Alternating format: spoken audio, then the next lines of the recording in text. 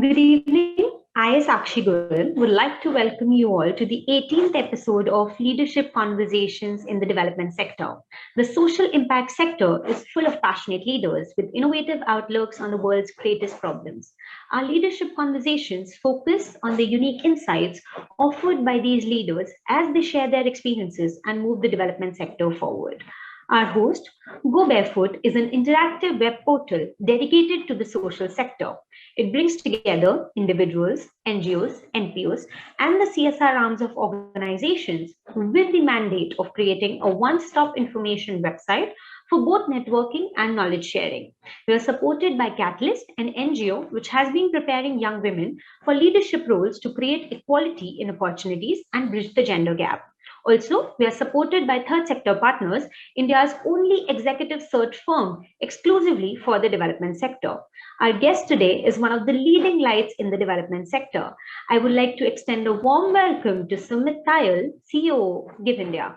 Sumit is serving at GiveIndia as COO to fulfill the organization's mission of alleviating poverty by enabling the world to give. Sumit's journey spans consulting, private equity, and business operations. Prior to joining GiveIndia, he was the CEO for Netscribes, a data and insights firm. Earlier, he had led the India investment team for Helix Investments, a US-based private equity fund, and consulted for large Indian corporates while at KPMG. He started his career writing code and managing projects at Tata Infotech and Cognizant. Sumit holds an MBA from IIM Bangalore and a BE from NIT Nagpur. In conversation with Mr. Tayal is Shital Kakkar Mehra, leadership expert and executive presence coach for CEOs. Shital has trained over 75,000 professionals across Asia and has personally coached over 1,000 CXOs in the past 2 decades. She has conducted workshops for diverse organizations across Asia and has been invited as a speaker by leading B schools and professional associations. She is a best-selling author, and her latest best-selling book, Executive Presence, The Poise Formula for Leadership, is India's first research-based formula on this leadership skill. Sheetal is an active philanthropist and social entrepreneur. Thank you, Sheetal and Sumit, for joining us here today. Over to you, Sheetal. Thank you. Welcome, Sumit. Thank you so much. We look forward to hearing your views.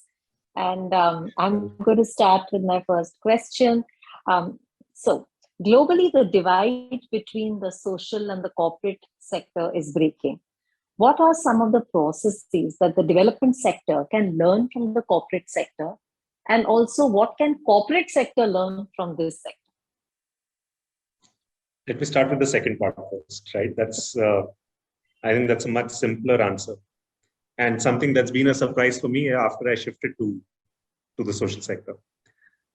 I think the social sector fundamentally relies on empathy. So when we are hiring in the social sector, and I thought this was only, this was something about GiveIndia, but I'm realizing the more that I'm meeting people across the sector, that it's true almost everywhere. Most people are hiring for attitude and for an alignment with the vision of the organization. They're not hiring for skills, and they're not hiring for degrees, and they're not hiring for past experiences as much.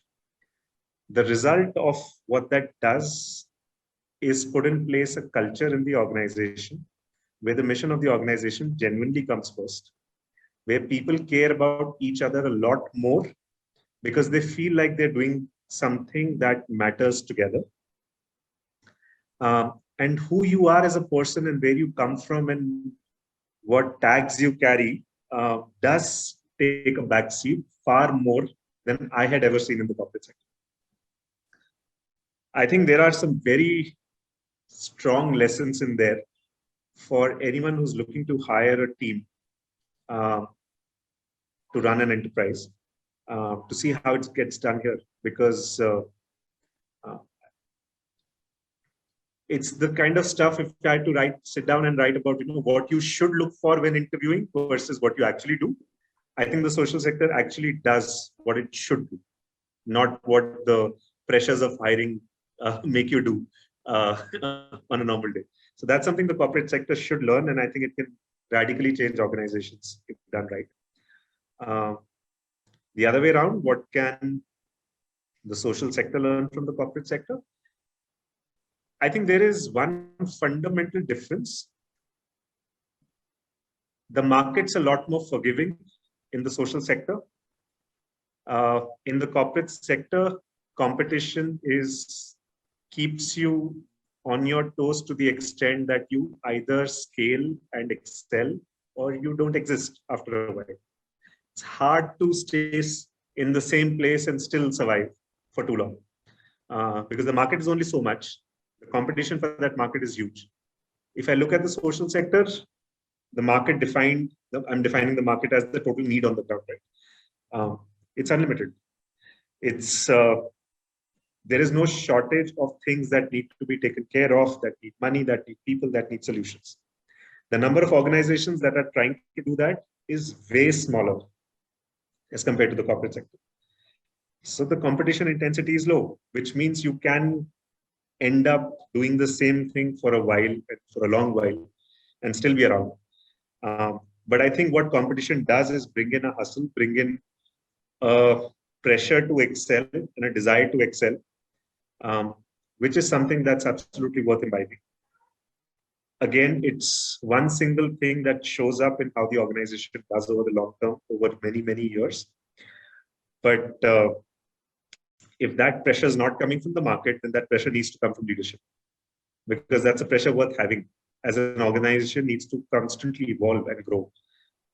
Can't stagnate. Then it's not doing the right thing. There you're not doing the right thing by shareholders. Here you're not doing the right thing by the people you're trying to serve. Superb. You've drawn the parallel with competition and I think explained it so beautifully. So I'm going to move on and ask you that, you've been very active during the pandemic, and we've also seen how the government had to work very closely with both the corporate sector and the social sector for every aspect of managing the pandemic, whether it was vaccination drives, awareness building, wearing masks, or any of that. So what can our government learn from the social sector? So there's this very interesting place. I never knew this before, but I learned this over the last 1 year, right? And Samaj, Sarkar, and Bazaar. All three are distinct. All three have their own jobs to do. And neither can do it as well as the other. I think with the government, if I look at the government and the social sector, my own personal view increasingly is actually it's not about what they can learn from each other. Between the corporate and the social sector, it's a lot more about you're doing something well and the other one could learn from you, borrow that, absorb it, use it, right? Modify it, use it. When it comes to the government and the social sector, I think the real key to making this work is acknowledging that you cannot be the other person. The social sector cannot do what the government can, and vice versa. One is driven purely by passion in most cases. One is driven by structure and scale and power. They are not like. So I actually won't care too much about what they can learn from each other. But if there can be a faster and a quicker acknowledgement that if you can add the passion to scale, then there is magic. And that happened during the COVID pandemic, right? Wherever that collaboration happened quickly. So we were deploying equipment across the country. We were deploying concentrators, plants, etc., etc.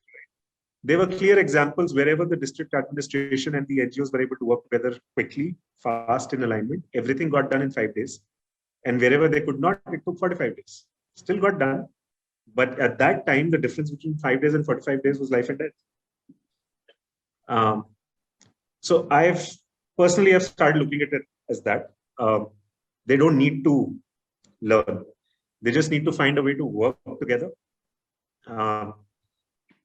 No NGO will be able to get to the scale of the government. Most corporates can't. So that's not going to happen. But the passion also lies here. The speed with which things can get done by a non-profit cannot be replicated by the government, irrespective of the passion. Because it's using taxpayer money. This is philanthropic money. There are fundamental differences to what you can and cannot do. They are meant for different things. So appreciate and collaborate. Appreciate, respect, and collaborate. You don't have to love each other. but work with each other. Work together. Yeah, that's true.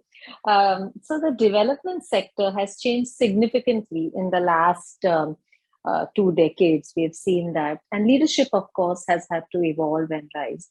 So in your experience as a leader, can you tell us some of the ways that leadership has had to evolve and rise up to this challenge?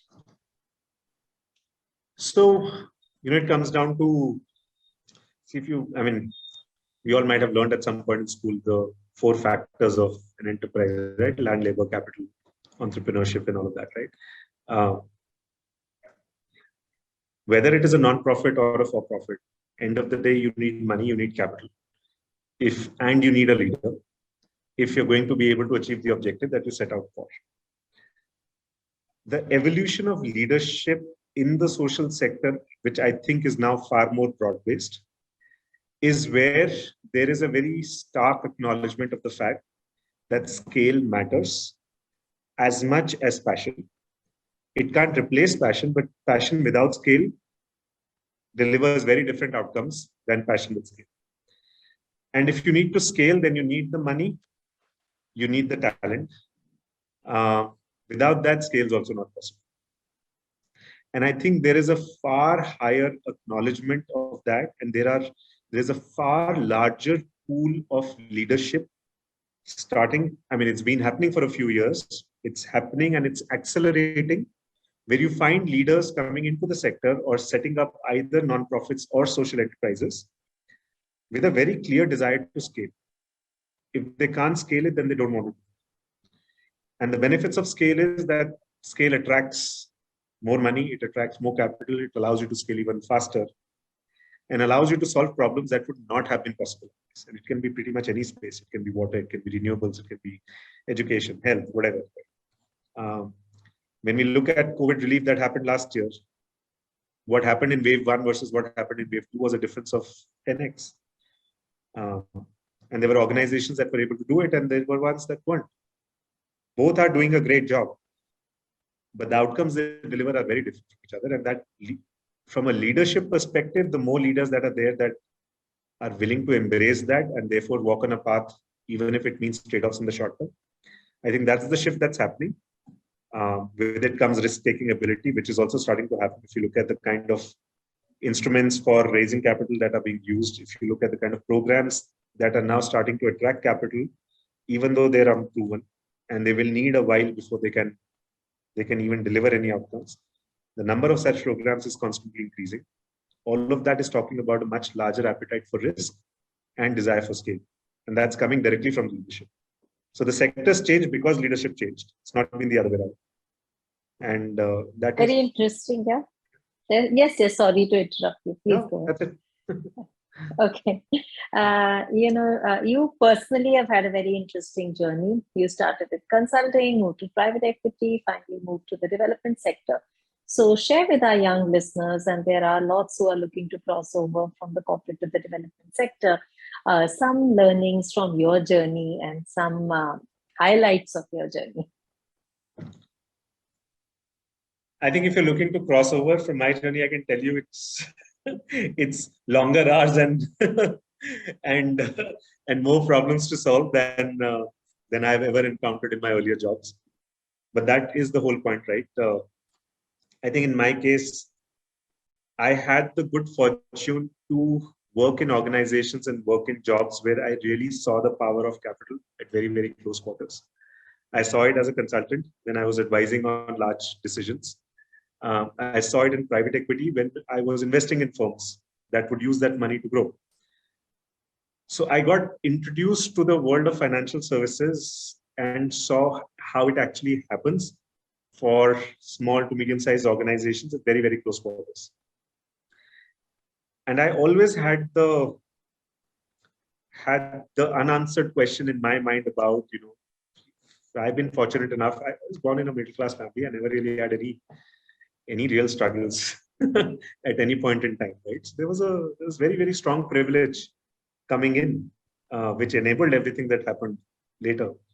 And the question in my mind always was, is this the best use of that background and that privilege? Or is there something better that can be done? but it still needs to be exciting. It still needs to be challenging because that's a personal desire. That was my trigger to explore options in the developmental space. I had been a donor for GiveIndia as an employee at KPMG 2005. So it was an organization that had served a very, very distinct need for me at that time. And I remembered that, and that was why I ended up volunteering and then coming on board full time. The skills are exactly the same. The challenges are frankly exactly the same. The sense of what you have achieved is very different. It's not about being better or worse. I certainly don't deny the fact I've had extremely fulfilling and joyful moments in my corporate career. I have extremely joyful and fulfilling moments at GiveIndia, and they're not really comparable. But yes, achieving shareholder goals versus doing what we all do here are poles apart. And I think if, as an individual, that question's popping in somebody's mind, it's a question worth pursuing. You may answer it anyway that you like, but it's not a question that you should let that. Superb. Thank you. That's a very nice answer. And to all our listeners, in case you have any questions, just put it on LinkedIn Live, and we will take them at the end of the session. So just changing tracks a bit, Sumit, technology has proven to be a game changer even in this sector. So share with our listeners your views on how it has impacted the sector. I'm going to structure that in two parts, Shital. Yes, you're right. Technology has been a game changer, and I can share a couple of examples around that. But I think technology adoption is drastically lower even today. If you just look at, so India is that rare market which has a legally mandated CSR law. As a result, you know that 20,000 crores will find its way into social impact from the corporate sector. No other country in the world has this, right? And it's not small money, it's massive amounts of money. If you look at the technology that's deployed to manage that money, to report back on what happened on that money and the impact that it created, the use of technology on a scale of 1 to 10 is still at 1. Even though the money, in comparison to pretty much any other comparable space, is already at a 7 or 8. So technology adoption, in my view, is overdue. It's very limited. And it's not a choice because you can't handle money at that scale and do it as well as you want to unless systems take over. At some point, you'll have to stop taking down. And I completely get it that most NGOs are working in areas where it's not possible to deploy it. There are still data points being recorded on paper, transferred to Excel, transferred from Excel to one system, from one system to another system. Every system that somebody adds means 2 more people have to sit and do data entry. That's not scalable, but that's not sustainable either.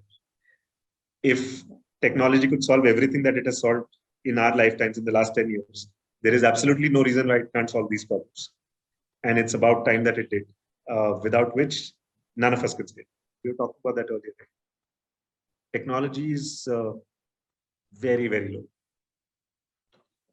Interesting how you have described it. And yes, I agree with you that at one aspect, it is definitely a lot more that can be done. Now, you brought out a very important element, which is donor profile.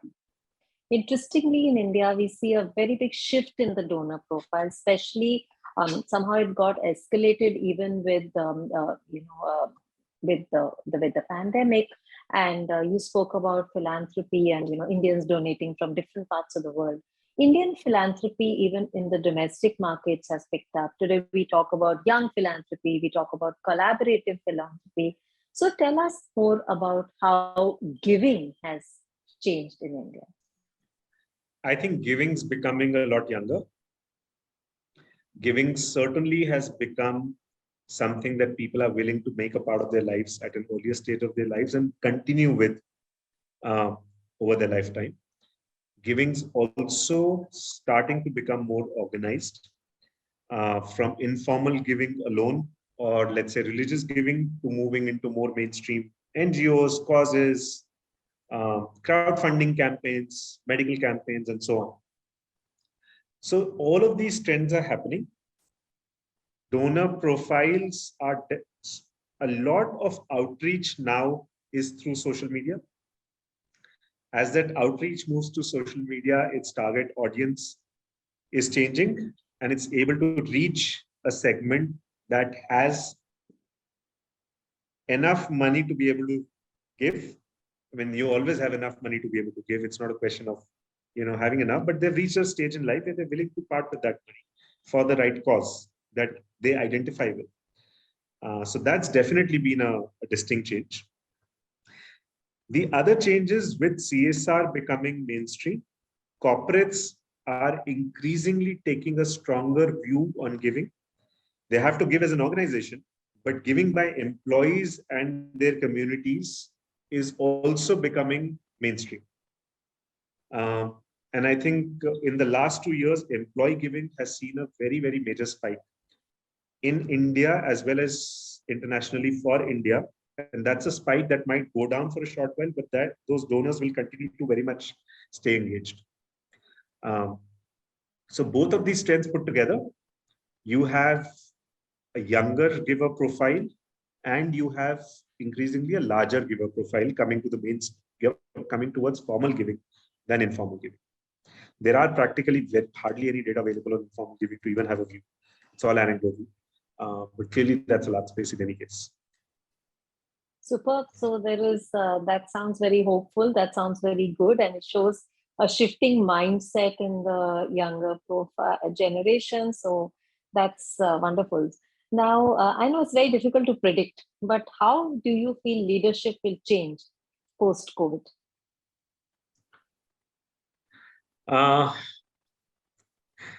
I think leadership. So what's changed post-COVID, right? The fundamentally employee expectations, team expectations, and choices have changed.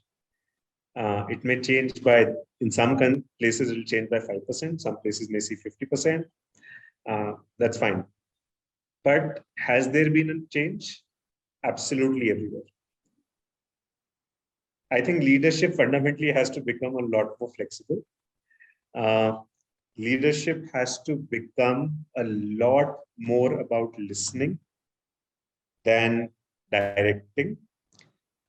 That basic shift in models of leadership, all these models always existed. The percentage that may have lied in one is going to shift towards the other, is all that I'm saying. Because you can't survive anymore otherwise. I mean, I see it, it's all anecdotal, right? I have no hard data on this. But when I'm meeting people today and we are looking to expand the team at GiveIndia, and I'm talking to other people who are doing the same in their organizations, there is absolutely no difference in the trends that all of us are seeing, either in the social space or in the for-profit space. You will find a lot of highly qualified, driven, ambitious young people comfortably saying no to a role because it does not fit in with the choices they have now chosen to make in their personal life. It could be a city, it could be the need for remote working, it could be the timings that they want to work with and the ones that they don't. None of this is new. Everybody knew this earlier. But the number of people who are willing to make a call, take that choice, and take the trade-off that comes with any choice is now far, far higher than it was. And this is something for leadership to adapt to, not the other way. True, yes. Work-life balance will really continue to have the focus, and how people view fitness and how they view their personal time. All of that is definitely more. And if they're making that choice, and I wonder what choices will that imply once they're part of the workforce. Even after they join the organization, their views towards the organization, their approach to making things happen will be different from what it might happen early. Not just because they're working remotely, just that in their minds, they've taken a step forward in creating a balance in their lives, which is a really positive balance, by the way, right? And that means a greater level of confidence in your own self. That means a willingness to deal with trade-offs and take risks and all of that. I think it will put a lot more pressure on leadership to up their game, which is great, by the way, right? To up their game and to deal with these changes. I think that's certainly happening. And I think the reality also is post-COVID that pretty much every organization does have a sense of planning is great and you can have all the plans in the world, but what you need to do is act in the moment. And the importance of that very generic statement was driven home in the last 2 years, and certainly weighs in on every leadership decision that gets made now. That perspective's changed forever.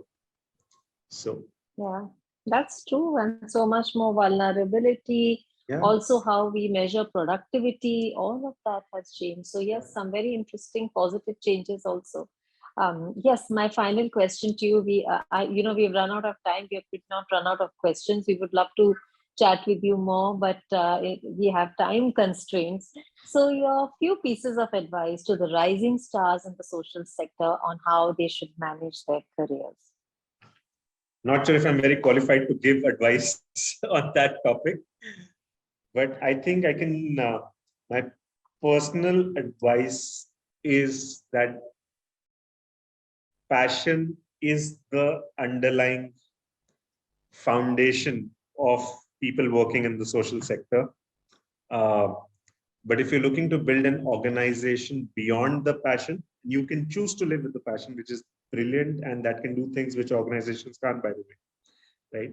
But if you do choose to build an organization on top of that passion, then that needs a completely different outlook. Then you absolutely have to go back to the same questions of money and talent and solve for them much earlier rather than later. And I think it's a choice worth making earlier in the life cycle of an organization and going down that path, much like any other startup out there. At the stage at which most nonprofits will be in their early days, it is and should be no different from a startup. And the choices that get made, because there is no point at that point just doing a little bit and being happy with that. You want to be able to change the world. That was the whole reason for doing this. So. Wow, very interesting, very nicely put. And we are going to have some questions from our listeners. So our first question is from Adya of Third Sector Partners. So could we have the spotlight on Adya, please?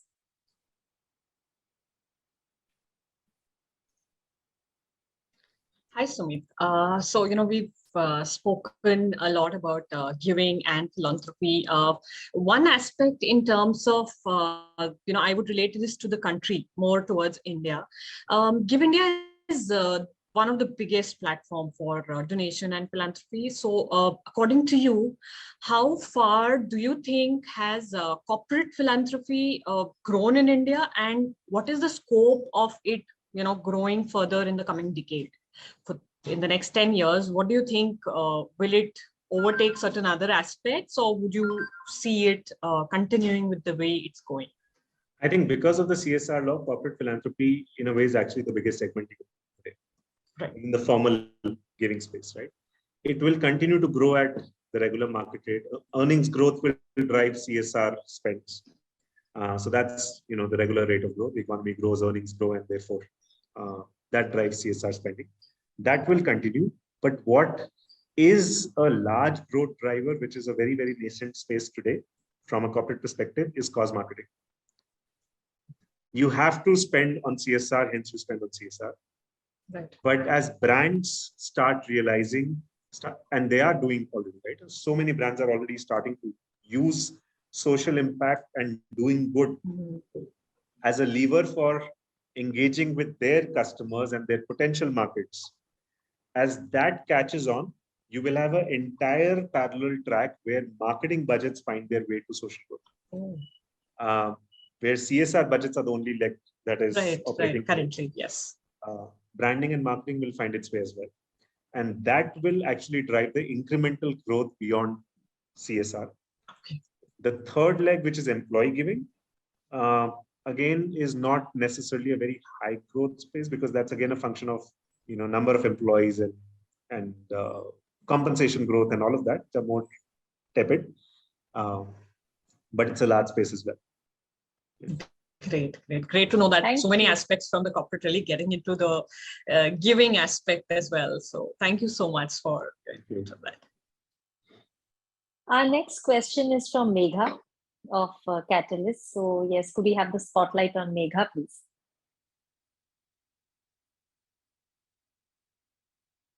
Megha, you're on mute. So sorry. Hi, Sumit. My question is, when people move from one sector to another or return from a break, so what do they need to do to get up to speed and to take leadership roles? I've done that twice, getting back from a break. I think there's many different types of advice out there on what to do. My own personal experiences, the only real problem is your own mind telling you, am I still relevant or not? And I think it's a question that should be thrown out of the window pretty quickly, because if you've been in a career delivering results, which is what all of us have, whether you take a break of a year or two, or whatever that break needs to be, because you chose to do different things in life, frankly does nothing to anybody's skills as a leader. It may mean that you will have to acquire some new technical skills, but no technical skills require more than a couple of months to acquire or to get started, right? So it's a pretty small barrier in my mind. When I'm interviewing people, I have realized increasingly that it's become an irrelevant topic to dwell on, because there is nothing there to explore too much. And I think that's the feedback I've also heard from a lot of other people. I have experienced it when I came back from both of my breaks, as I interviewed with folks and I was trying to make a choice on what to do next. I don't think the world cares as much as the person in the spot. And that's a good thing to remember. Yeah. Super. Thank you so much. And we hand it back to Sakshi. Sakshi, are there any questions in the chat box that are different and which have not been answered? Yeah, we do have one question. So our listener here is a founder himself of a given organization, and he want to ask you that, have you experienced this, that people in the mainstream organizations are able to change their ways of research and implementation? If you feel so, based on your inputs to your primary audience, whom you help? If yes, then how? I'm not sure I understood the question. Could you just repeat that again? So our listener here is also founder of a giving organization. We want to ask you that, have you experienced something like this, that people in the mainstream organizations are able to change their ways of research and implementation based on your inputs that you just give to your primary audience, whom you help? If yes, like if you decide to help somebody, then how you should actually help them out? Okay, so what I'm understanding is the question is that if GiveIndia is giving financial grants to NGO ABC, are we also able to influence how that NGO is doing its work, or advising on how their research and implementation should change? And does that actually happen based on our suggestions or advice? I think I'll draw a distinction there. Organizations, NGO ABC in this case, knows what it's doing best. We are not the experts at what NGO ABC is doing in district XYZ in the space of education or health. We are not the experts on that. We understand money very well. We understand how to raise donations. We understand how to deploy these donations in a trusted manner so that the donors get the comfort they need. That's our expertise. And on that, we certainly advise a lot of NGOs that work with us on how best to tap into retail or corporate giving so that they can get the scale that they need. But when it comes to research and implementation, that's not. We will get into that to the extent that it's needed for monitoring and reporting on projects, which is needed for donors, so that we know the money was spent well and spent the way it was supposed to be spent, but not on design, not on intervention choices, not on target beneficiaries. That's not what we would normally get into. Thank you, Sumit. Thank you so much. Really appreciate, and thanks for the wonderful insights on leadership. And a big thank you to our audience and our listeners. And we look forward to receiving more questions from you, which we can forward to Sumit for the answers. On that note, thank you and goodbye. Thank you, Shital. Thank you.